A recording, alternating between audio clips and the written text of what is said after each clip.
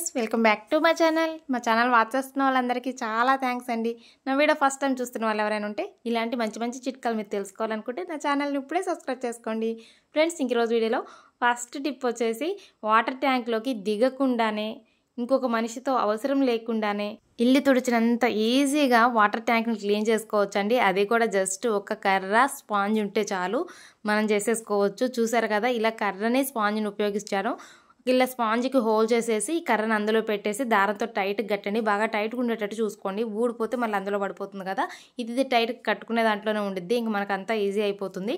అలా కట్టేసిన తర్వాత ఒక బకెట్లోకి నీళ్ళు తీసుకొని కొంచెం సర్ఫ్ లిక్విడ్ వేసుకొని జస్ట్ లైట్గా అందులో ఈ స్పాంజ్ని ముంచేసి ఇలా ట్యాంక్ మొత్తాన్ని రుద్దేసుకోండి. ఆల్రెడీ నీళ్ళన్నీ బయటకు పెట్టేసి ఉంటాం కాబట్టి అడుగున ఏమన్నా నీళ్ళు మట్టి ఉన్నది ఇలా అని చెప్పేసి మనం హోల్ దగ్గరికి నెట్టేస్తే అంతా బయటకు వెళ్ళిపోతుంది.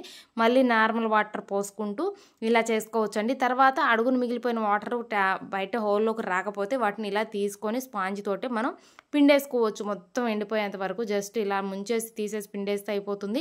ఎవరి కోసమో మనం ఎదురు చూడకుండా మన పనిని మనమే చక్కగా చేసేసుకోవచ్చండి.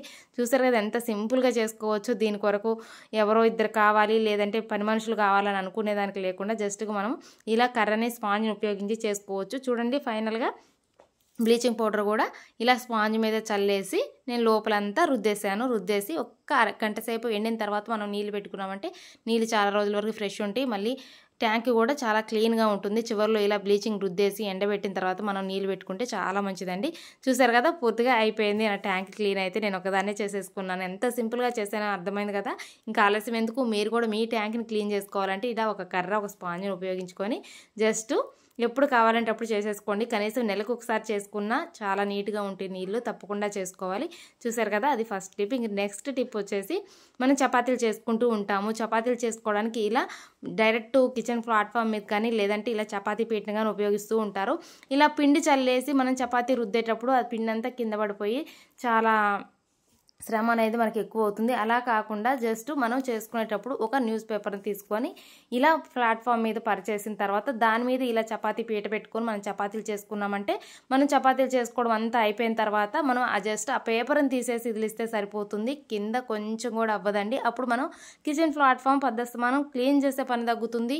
ఇంకా కొంచెం కూడా పిండి వేస్ట్ కాకుండా ఉంటుంది. పడ్డా కూడా మనకి శ్రమ చాలా తక్కువ అవుతుంది. ఇంకా నెక్స్ట్ టిప్, మనం ఎగ్స్ బాయిల్ చేస్తూ ఉంటాం కదా, మామూలు గిన్నెల్లో చేసుకుంటే చాలా టైం వేస్ట్ అవుతుంది. అలానే చిట్లిపోతూ ఉంటాయి కదా. అలా కాకుండా ఇలా కుక్కర్ని ఉపయోగించి అందులో ఎగ్స్ మునిగేంత వరకు నీళ్ళు పోసి అందులో ఉడికించేటప్పుడు కొంచెం సాల్ట్ వేస్తే చాలు. ఒక్క గుడ్డు కూడా చిట్లేదండి. జస్ట్ 2 విజిల్కి మనకి ఎగ్స్ అనేవి బాయిల్ అయిపోతాయి.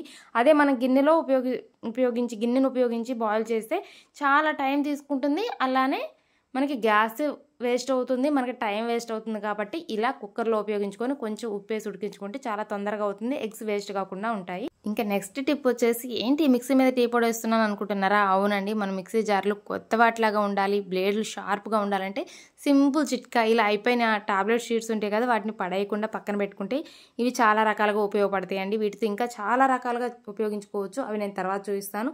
చూసారు కదా, ఈ టాబ్లెట్ షీట్ని ఇలా ముక్కలుగా కట్ చేయండి. కట్ చేసిన తర్వాత వాటిని ఏం చేయాలో చెప్తాను. ఇలా చేయడం వల్ల మిక్సీ జార్లోని బ్లేడ్లు చాలా షార్ప్గా అవుతాయి. అలానే మిక్సీ జార్కి పట్టిన జిడ్డు కానీ లోపల కొంచెం పీసులాగా ఇరుక్కుపోయి ఉంటాయి కదా, అవన్నీ తొలగిపోయి కొత్త దానిలాగా మెరిసిపోతుందండి. చూడండి, ఇలా చిన్న ముక్కలు కట్ చేసుకోండి. ఇలా కట్ చేసిన ముక్కల్ని మిక్సీ జార్లో వేసుకోండి. మీరు ఎన్ని గిన్నెలు క్లీన్ చేయాలనుకుంటే అన్నిటిలో కొన్ని వేసుకోండి. తర్వాత కొంచెం టీ పొడి వేయండి. దాంతోపాటు కొంచెం ఉప్పు, అలానే ఒక్క నిమ్మపండుని తీసుకొని ఇలా పాడైన నిమ్మకాయ అయినా పర్వాలేదు, మంచిదైనా పర్వాలేదు, మీకు ఏది అందుబాటులో ఉంటే అది తీసుకోండి. ఒకవేళ మీ దగ్గర నిమ్మకాయ లేదు అని అనుకుంటే కొంచెం వెనిగర్ వేయండి.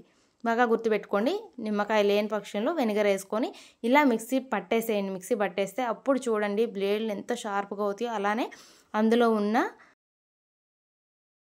జిడ్డు కానీ ఏమైనా ఇరుక్కుపోయి ఉన్నా అన్నీ బయటకు వెళ్ళిపోతాయండి. తర్వాత చూడండి, ఇలా మిక్సీ పట్టేసిన తర్వాత ఒక పీస్ తీసుకొని ఇలా శుభ్రంగా రుద్దేసేయండి పైన గిన్నెని అలానే మిక్సీ జార్ని, రెండింటిని బాగా రుద్దుకోండి. ఇలా ప్రెస్ చేసి రుద్దడం వల్ల మనం ఆ నిమ్మకాయ, టీ పొడి, ఉప్పు అన్నేసాం కదండి, చాలా బాగా ఉపయోగపడుతుంది. మళ్ళీ ఇప్పుడే షాప్ నుంచి తెచ్చామా మన మిక్సీ జార్ని అన్నట్టుగా ఉంటుంది. షార్ప్నెస్ మాత్రం రెండింతలు బాగా పనిచేస్తుందండి. పాత గిన్నెలు కొంచెం షార్ప్గా ఉండడం తగ్గుతాయి కదా బ్లేడ్లు, అలాంటప్పుడు ఈ చిట్కా బాగా ఉపయోగపడుతుంది. చూడండి అలా క్లీన్ చేసిన తర్వాత వాటర్తో క్లీన్ చేసా కదా, ఎంత బాగా కొత్త దానిలాగా మెరిసిపోతుందో, నిగనిగలాడుతుంది.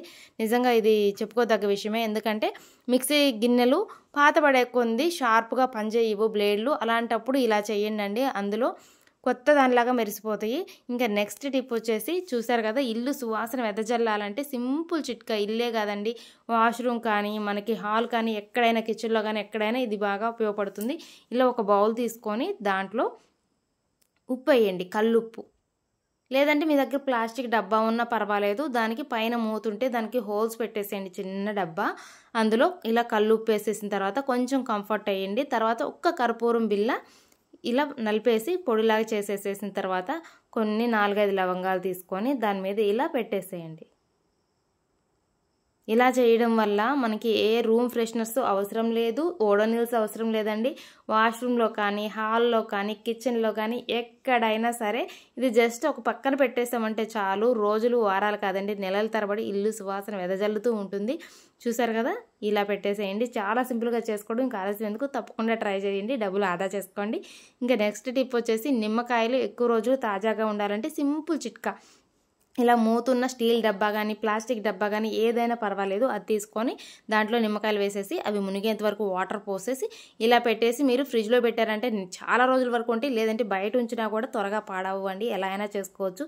ఇది కూడా చాలా సింపుల్గా ఉంది కదా, ఈ వేసవికాలంలో బాగా ఉపయోగపడుతుంది. ఎందుకంటే నిమ్మకాయలను ఎక్కువగా వాడుతూ ఉంటాం కదా, అలాంటప్పుడు వాటిని పాడవకుండా చూసుకోవాలంటే ఇలా చేయండి, సరిపోతుంది. ఎన్ని రోజులైనా కూడా ఫ్రెష్గా ఉంటాయి. ఇంకా నెక్స్ట్ టిప్ వచ్చేసి కుక్కర్ మీద ఒక గ్లాస్ పెట్టండి.